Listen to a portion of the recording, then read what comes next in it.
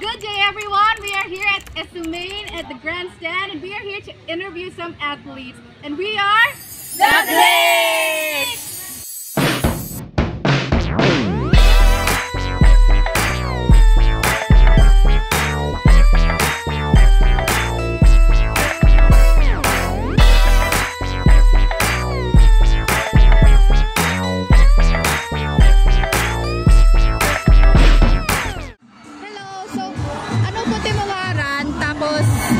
Team sport, tapos ano po pang college?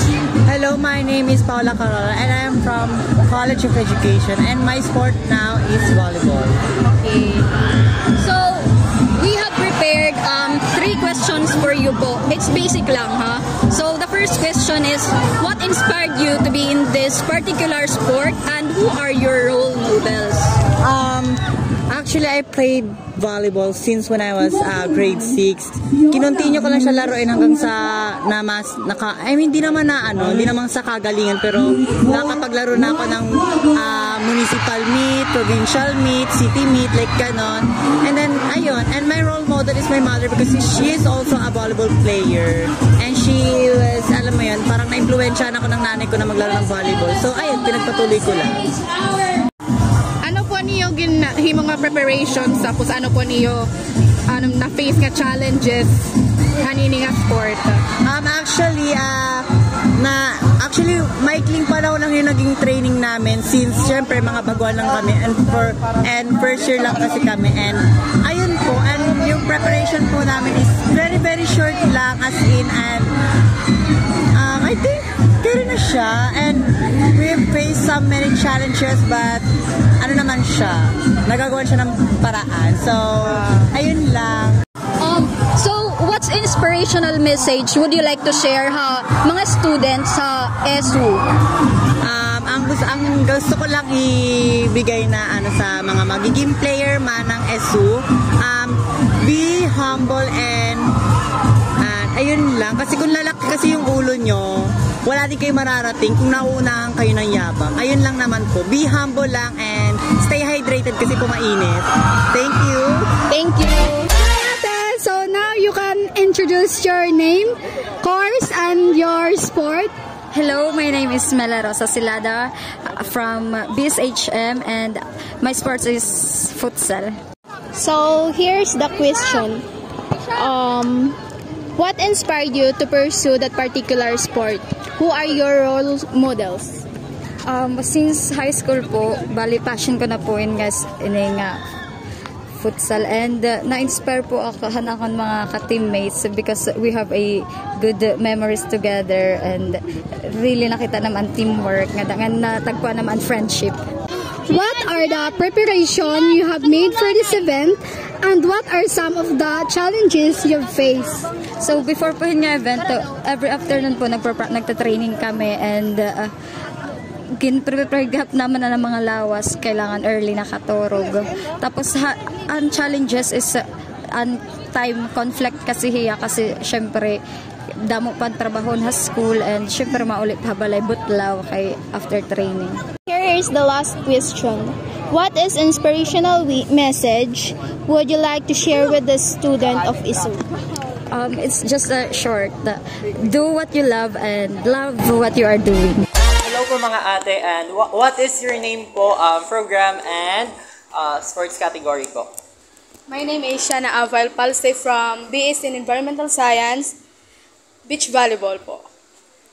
My name is Diana Meiji Calipara, BS Entrepreneurship 2B, and binubligan is volleyball. We have 3 questions po, and the first one is, what inspired you to pursue that particular sports, and who are your role models po?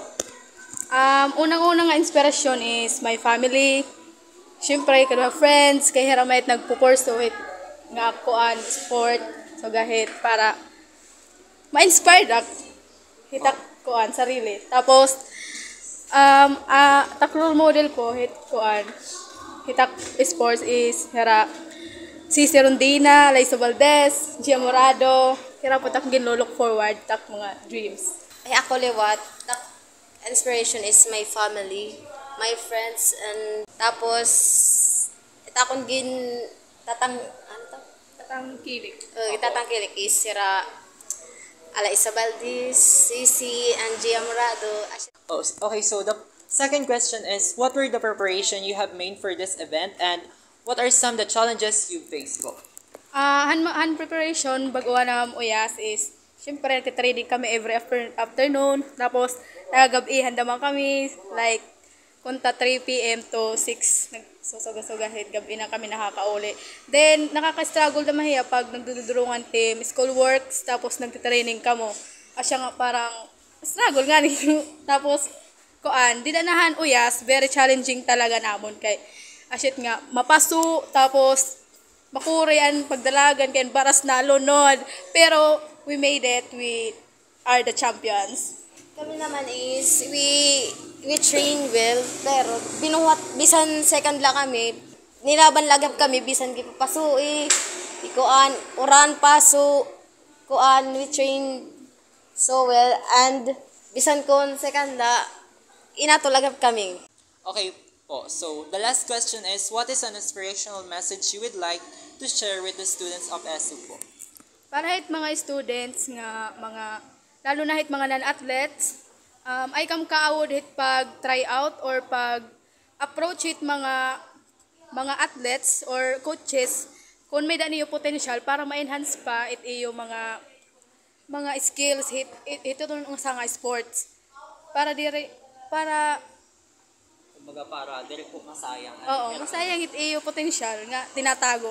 Ilabas nyo kung ano kayo. Takmayakan lahira is ayaw nira itagwit kung ano man tira skills dapat ginagawas nira or kung may nga ni try out hira bisan kung diri hira train pa may daman sinusuga nga train asya nga kuan makakabulig it training para magawas ito yung mga skills ma-enhance nga kuan dapat ito nga bis kung ano ito yung mga sports bulig ka mo or ada nalit ha iyo kung igawas niyo iyo mga or ano man dida nga mga skills. Okay, thank you po mga ate. Thank you so much po for the interview. We are here today with an athlete. Miss, what is your name and what is your sports? Hi, my name is Anna Lily Garcia Manabat and I am from Unit 2 softball team. What inspired you to pursue that particular sports and who is your role model? So, it nag-inspire ha para i-pursue tayo ng sports is our coach, si Sir Saji. Kasi, one time, nga to teatro. Tapos, si asked me kung nagpe-play daw ba in softball. And I told him nga, han elementary pa. Tapos, asya iyak ginikayat nga mag-uyas otro. So, asya naman nag-uyas ako otro na in softball. Darakay, ginikayat ako ni Sir Saji. What were the preparations you have made for this event and what were the challenges you have faced? So, aside from basic trainings, warm-ups, kasi syempre, kailangan mo talaga mag-warm-ups para matigdait lawas. Tapos training para kitawan kung ano amon magiging uyas. Tapos, isa pa siguro is lack of players. Waray kasi willing. Siguro, since it's softball nga uyas, diri hiya known nga sugahit. Tapos parang cross-gun kasi hiya. So, diri damit willing nga players nga umapi for the Unit 2 softball team. Asyet nga, kasi tihit mga naging problema nila coach. What is an inspirational advice or message would you like to share to the students of ISU?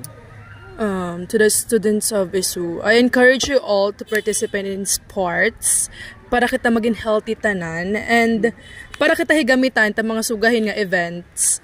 And sana pagbutihin, sana pag-upay kami tayo pag-iswila kay makurit allowance, take natin parents. So, that's all. Thank you. Thank you, Annalie. Can you tell us your name, your course, and your event?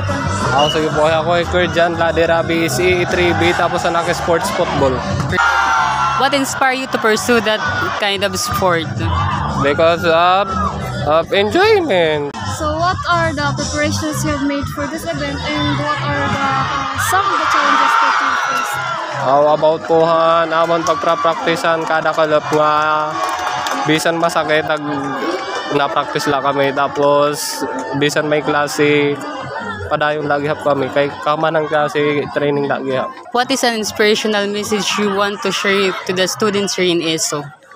Kuan na padayon natin sports. Tapos kung ano ni makarayag naging yasan nga sports, training lagi hap bisan kung ano tinabo para para maging maupay ka nga athlete pag kuan pag-abutit mga sugid nga mga event.